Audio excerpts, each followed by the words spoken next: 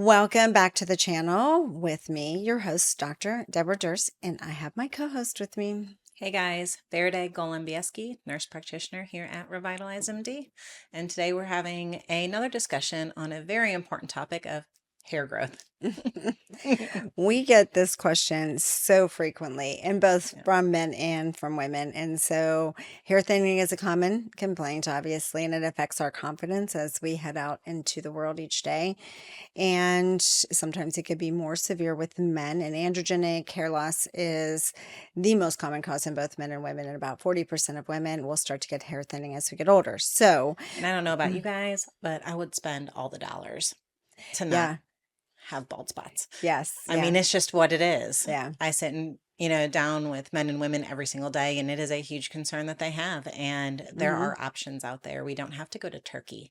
We don't have to do these crazy surgeries. There are more natural options, and that's what we're going to talk about today. Yes.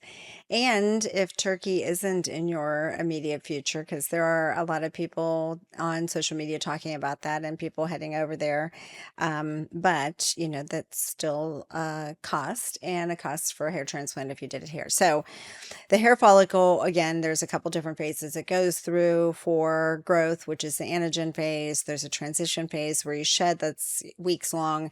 And then there's a telogen phase, which is the shedding and inactive phase, resting phase of the hair follicle. And that can last for months.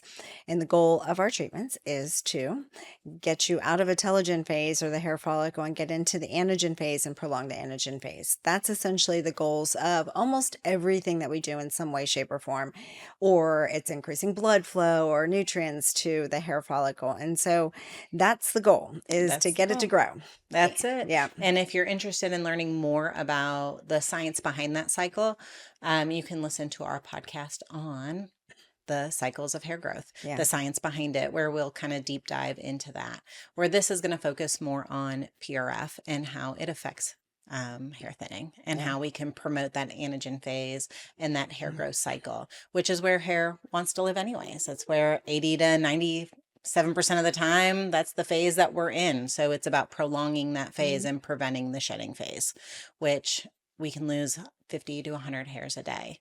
So with PRF, or if some of you are more familiar with PRP, it is the process of drawing your blood, spinning it down, taking that platelet-rich plasma, which is first generation. With PRF, we're taking the fibrin, platelet or fibrin, so that we can cause blood clotting, so that we can promote that stem cell, that growth, that cell proliferation, that all of those healthy factors to communicate with stem cells for hair growth. It's in a nutshell. Done. That's it. Done. We're all done. Yeah, that's easy. Easy. Simple. Simple. It's very simple. So simple. Done. Let us know what you want to hear more about. So we're really talking about the fact that, again, the hair follicle is the anagen phase that's usually affected when there's something abnormal going on, and even the hormones. And so getting it back into that phase. But the PRF, again, is the latest. Most people will hear about PRP. There's tons of studies that support PRP for hair growth and for regeneration and lots of other issues. And the main thing is that it releases lots of growth factors. So if we're drawing your blood, we're spinning it down to get platelets. PRP versus PRF, we're just spinning it in a different way, processing it differently, and not putting an anticoagulant in PRF versus PRP. But platelets are still there, and they have growth factors. And so those growth factors that are released, like a platelet-derived growth factor is one. And so that's communicating with stem cells in the area. A vascular endothelial growth factor. There's just all kinds of different growth factors and cytokines in there, transforming growth factor, that are going to basically communicate with those stem cells to do different things. So proliferate the hair cell. Yes. So cause cellular division. Yeah, that proliferation word can be a little long. Yeah. So cellular division, thicker hair follicle when it does grow back. And a lot of people that actually get that hair growth back are also getting darkening, or their original Say color. goodbye to granny hairs. Yeah, exactly. So that is one thing that happens, is the gray, they tend to come back in as their natural color more than they do for the gray. That's one nice, very straightforward way to say it. Get rid of the granny hairs. It can also help with blood supply. Yes. So vascular endothelial growth factors will help with that vascular supply to the area. And even just fibrin and collagen and elastin. So that supportive tissue in the scalp is there to support the hair follicle. And it helps thickening that dermis as well, that Mhm. tissue.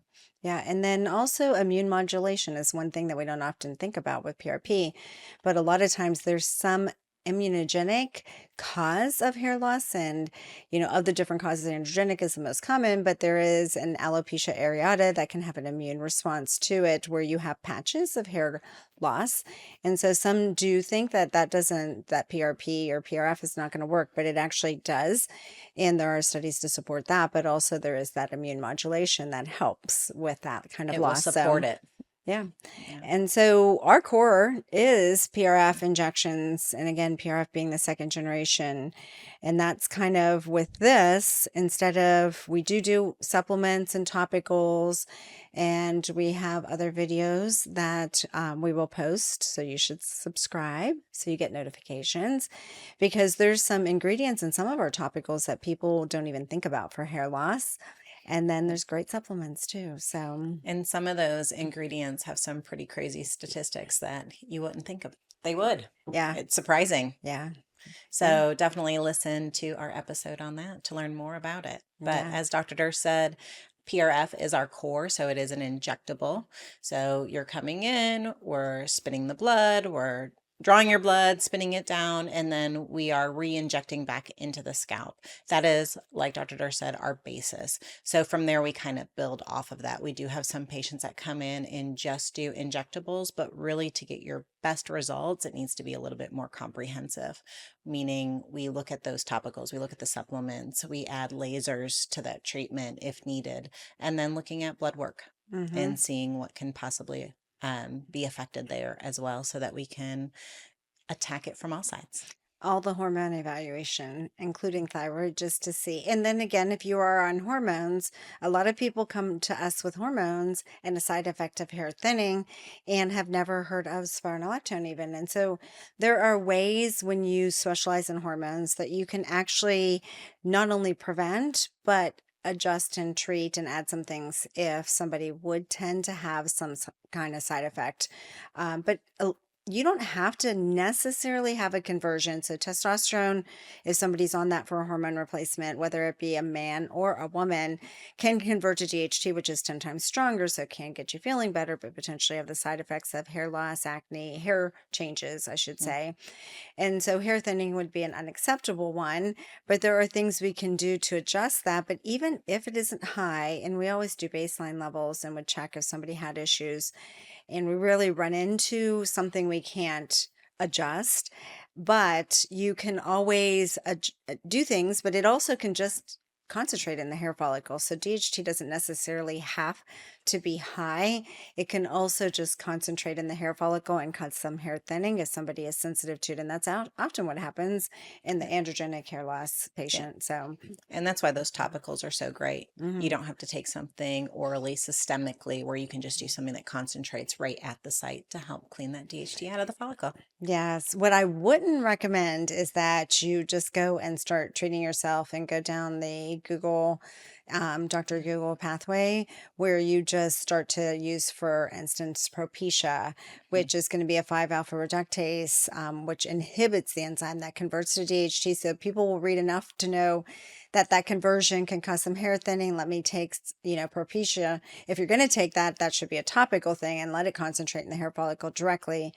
But if you take it orally and you're not on hormones, you can have some erection issues. So it's best to see a physician or get an office that specializes in looking at a hormonal picture and can treat hair thinning. That would be the appropriate approach, right? Absolutely. So that is PRF and PRP. There's lots of studies to support it. We do it. That's our core treatment.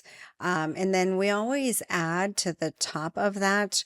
And we've kind of played along with almost everything. Yeah. We played along with numbing, what works better, blocks, topical, just some freezing or the Zimmer. And honestly, right now, I think our best pain control is like a Pronox or a laughing gas, and the freezing, like the Zimmer, where we just follow the injections. Yep, where we're And cooling then, at the surface. and then you can also do a stamping of the scalp with a microneedling device after. That helps increase inflammation, helps create those microchannels. And then we always put a topical on that has stem cell growth factors, cytokines in it that help. So those are things that's just with our injectable treatment. And so again, but what Farideh was saying is we'll hit it from other angles as well. So stay tuned, because we are going to talk about those other ways to treat it with supplements that you can take at home, and the number one selling one. So subscribe so you can get those notifications, and then also topicals with ingredients you haven't even thought about. So let us know if you want to hear anything else, because again, we're willing to deep dive into anything aesthetics or wellness. And thank you for listening.